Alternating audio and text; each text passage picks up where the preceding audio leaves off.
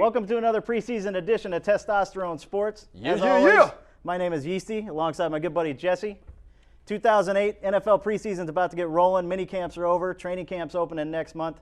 So excitement all over the place in the league. And we've got one of the great guys in the NFL has taken time out of his schedule to join us. Cooley, all-pro tight end from the Washington Redskins, is with us. Chris, how you doing today? I'm doing really good, man. How are you guys? Oh, you know, honestly, I'm a little nervous, but we'll be all right with that. Yeah, it's going really well. We've just been enjoying the off season, Chris, as I'm sure you've been enjoying the off season. But for us, the off season is really some downtime. You haven't been resting very much, have you? You know what? We've been pretty busy. Kind of the Redskins deal is we start lifting weights middle of March, and that's 4 or 5 days a week. We get into mini camp, OTAs and stuff with the new head coach. It's kind of a big turnover, so we're spending quite a bit of time around. We wrapped it all up a couple weeks ago. I thought we had a great off season. Most of the guys stuck around. Everyone worked real hard, and I think there was a lot of excitement with all the changes. But yeah, like I said, we wrapped it up a couple weeks ago. I've kind of been hanging out, played a little golf today, and nice. Just trying to get ready for camp. You know, you're lifting weights 4 or 5 times a week. I don't think I've lifted weights 4 or 5 times in the last decade. No. But well, as soon as I get done playing football, I will not lift weights for a decade. So. You brought up Coach Jim Zorn, new regime coming in. Jim Zorn replacing Joe Gibbs. What's the attitude like around the Redskins with him coming in as the new head coach? Well, I think first of all, for the guys that have been around, it's kind of different not having Joe there. I know personally to sit down in that first meeting and not have Joe walk through the door and address the team was a little bit different. But Zorn has brought a very positive attitude. I think he's not that much younger of a guy, but he gives that illusion. No one would guess his age. He's in his 50s, but he really brings the attitude and the energy of a younger man, and I think everyone feels that. I think everyone will relate to him really well, and it's been good. I think a lot of the players really like it so far. Are the practices any different from one coach to the other? Well, it's hard to say. We haven't put on pads yet. We can't hit. We'll see what happens. One thing I can tell you is we are starting training camp July 20th. The first day that it's open, and we're going to have 2-a-days for 2 straight weeks. So that's a lot more intense than I've ever been a part of. I don't know if I'm really looking forward to it, but we'll find out as things get rolling. Now, you guys had a pretty tumultuous 2007 season with the loss of Sean Taylor. Everybody knows about that story. Jason Campbell went down with a season-ending injury, but you guys still managed to make the playoffs, even though it ended in a disappointing fashion at Seattle. What are your thoughts on what your guys' goals are for the 2008 season, playing in an incredibly tough NFC East division? Well, first of all, I think that's a major factor. The division we play in is unbelievable. We play 8 games that are super intense. 8 games that you could actually it's 6 games. There's 8. I'm off, but it's 6 games. 6 games that are very intense that are tough games to win. But I think we liked what we took out of last season. We really built on a lot of things. We got into the end of the year where we had a team that was kind of dissipated, and I mean we'd really lost 7 or 8 starters from the beginning of the year, but we molded together and kind of showed what we could do. We're bringing almost everyone back from last year. We're not having a lot of turnover as far as the coaching. So we did bring in a new head coach, but we kept a lot of the same coaches. The defensive scheme is going to be exactly the same. Our running scheme is going to be exactly the same as last year on offense.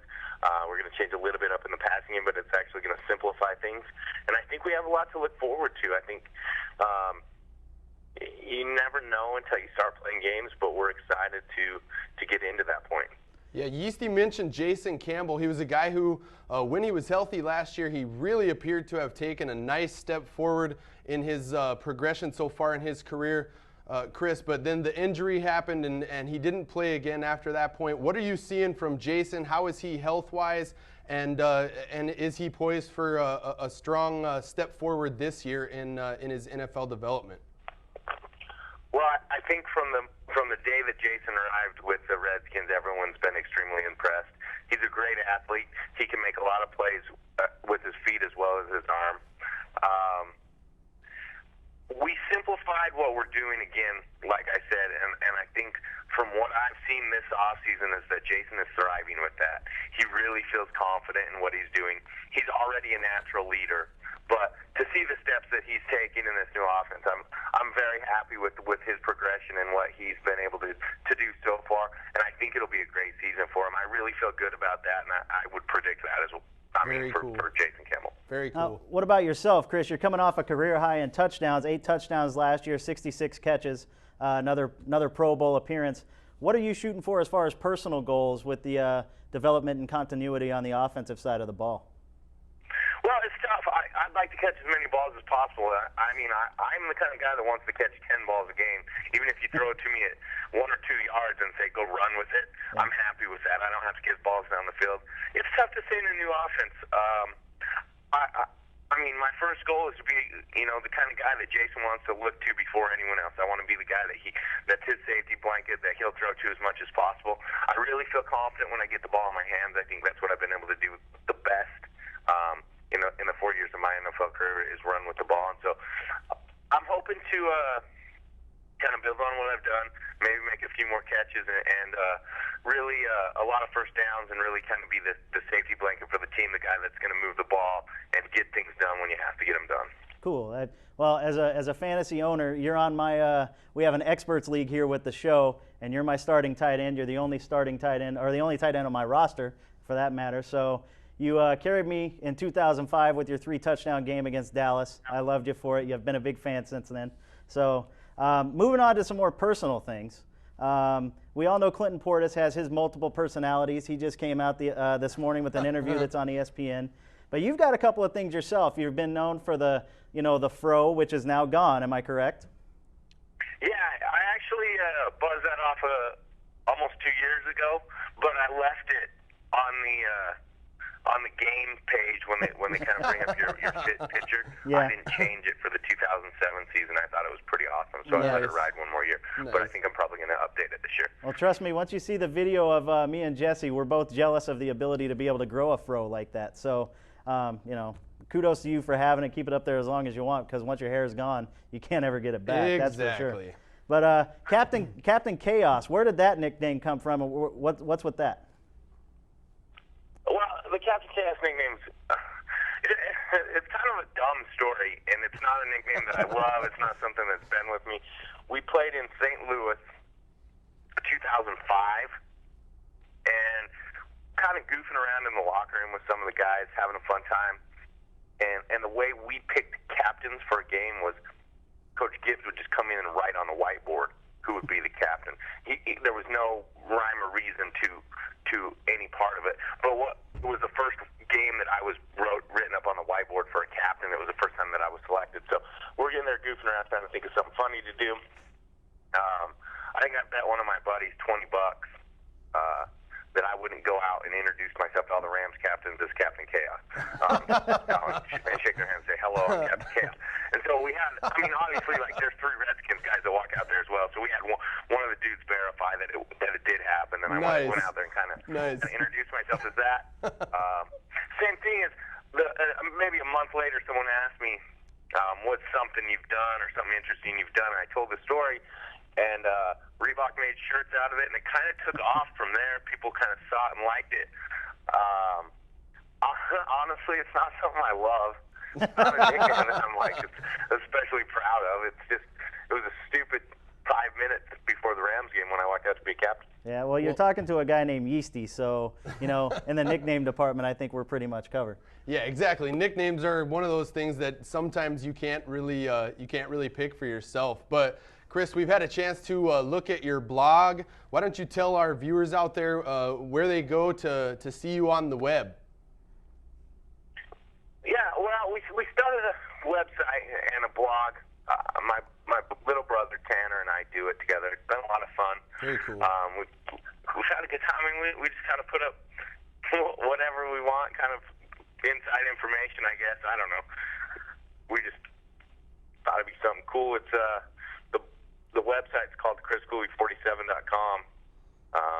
We wanted to do ChrisCooley.com, but someone had already bought that, and we didn't want to buy it back from them. So yeah, we just threw a 47. But yeah, it's ChrisCooley47.com. Then you can go kind of do all the stuff. You can go into the blog, check whatever out. But it's cool. I mean, we do cool stuff. Like a couple days before we got married, I came out in the yard and took almost like Maxim type pictures of my bride to be, and we put those up. We had some fun. We do some interesting things. We do 20 questions, always with the weirdest questions we can get. And I don't know. The whole thing ends up being a lot of fun for us. Yeah, everybody that doesn't know, Chris married, her name is Christy, well now Christy Cooley, former Redskins cheerleader, former Maxim model, and, I mean, dude, she's pretty hot, we got to tell you. So, congratulations on the wedding for that. Another thing that you do a blog on Shutdown Corner on Yahoo. You're also a fantasy football freak from what we've read and learned about you, and that's what we do. So a couple of thoughts about your overall fantasy football opinion and when did you exactly get into that, and how, as an NFL player, do you follow fantasy football? Well, I started playing fantasy football in high school. We had a computer class, I think, that I got into with 4 or 5 of my buddies, and we were bored, and so we set up a fantasy football league. No one really knew.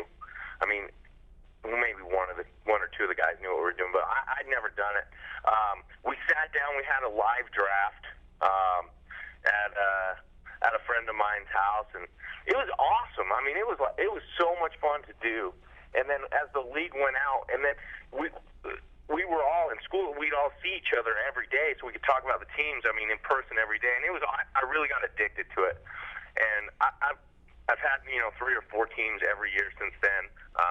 For a couple years, I played with the same guys, but I've had a bunch of different leagues. We have different leagues in college with our football team, and it's been fun. I've kept following it. It makes it interesting.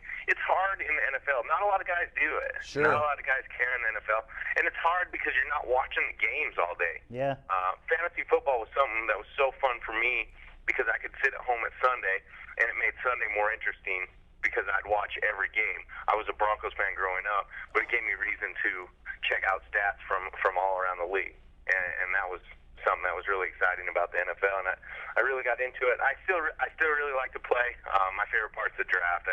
Every year the draft is fun. I try to get into 3 or 4 of them, and I maintain the leagues, but I don't know. It's just a different aspect of the NFL that's super fan-friendly. Yeah, you are one of the most fan-friendly players out there, and you take the email questions, like I said, on your blog. And we put a little something out there on our website that we were going to be talking to you, and we started getting some questions about, are there any players that you ever think, like, when you score, man, I just helped my fantasy team out a lot right there? To be honest, I don't. Pretty much all fantasy points go out the window when I step on the field. Exactly. I hear a lot about it on the way into the stadium from fans and from people, but it's not a hot topic on the sideline. Well, I wouldn't expect it to be, but that was one of the questions that we were told to ask you because inquiring minds wanted to know. That's for sure.